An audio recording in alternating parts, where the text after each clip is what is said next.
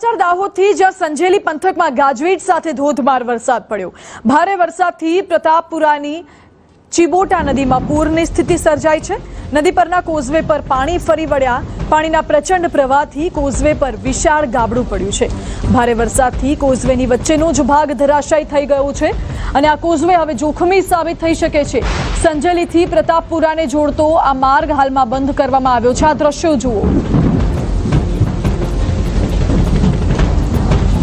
Causeway પર મોટું ગાબડું પડ્યું। હાલ તો આ રસ્તો બંધ કરવામાં આવ્યો અને કેટલાક ગામનો ને જોડતો રસ્તો પણ બંધ થયો છે। વધુ જાણકારી આપી રહ્યા છે સંવાદદાતા પ્રિતેશ પંચાલ।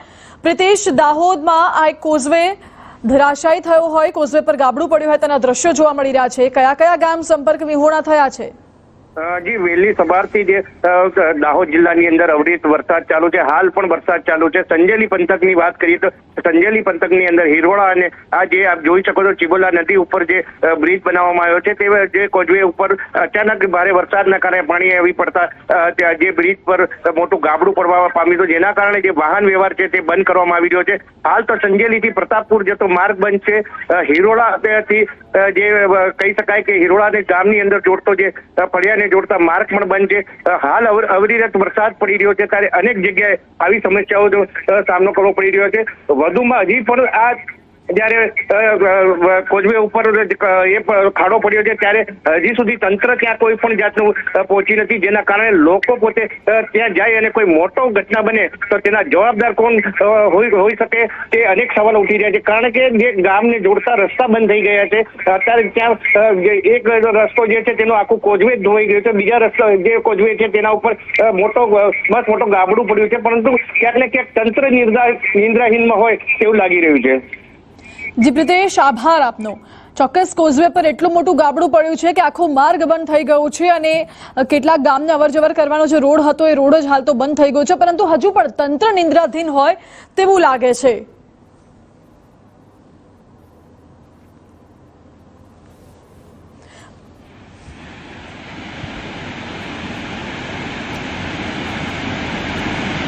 તો આ તરફ દાહોદમાં ભારે વરસાદને કારણે નદીઓમાં નવા નીરની આવક થઈ રહી છે। લીંબડી મહાદેવ મંદિર પાછળથી પસાર થતી માછણ નદીમાં નવા નીર આવ્યા છે। ભારે વરસાદને પગલે માછણ નદીનો કોઝવે ડૂબવાના આરે છે। કોઝવેને અડીને પાણી જવા છતાં પણ કોઈ પણ પ્રકારની સાવચેતી લેવામાં હજુ નથી આવી।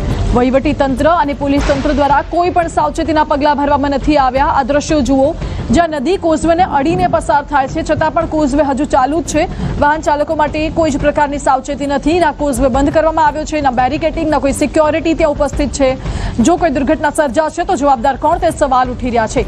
માછણ નદીમાં નવા નીર આવતા નદીનું પાણી ગમે ત્યારે કોઝવે પરથી પસાર થઈ શકે છે।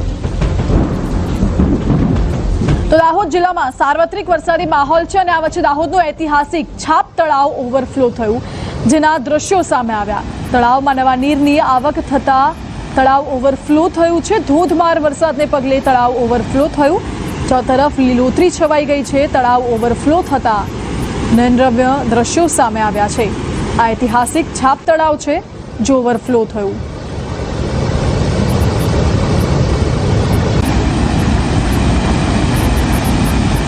દ્રશ્યો ધોધમાર વરસાદને પગલે નદીમાં નવા નીર આવ્યા છે, જેથી છાપ તળાવ ઓવરફ્લો થયું અને તળાવ ઓવરફ્લો થતા નયનરમ્ય દ્રશ્યો જોવા મળી રહ્યા છે। આ નજારો આહલાદક છે કારણ કે ચોતરફ લીલોતરી પણ છવાઈ ગઈ છે। વરસાદને પગલે તળાવ ઓવરફ્લો થયું અને પાણીનો ધસમસતો પ્રવાહ પસાર થઈ રહ્યો છે। તળાવમાં નવા નીરની આવકના દ્રશ્યો।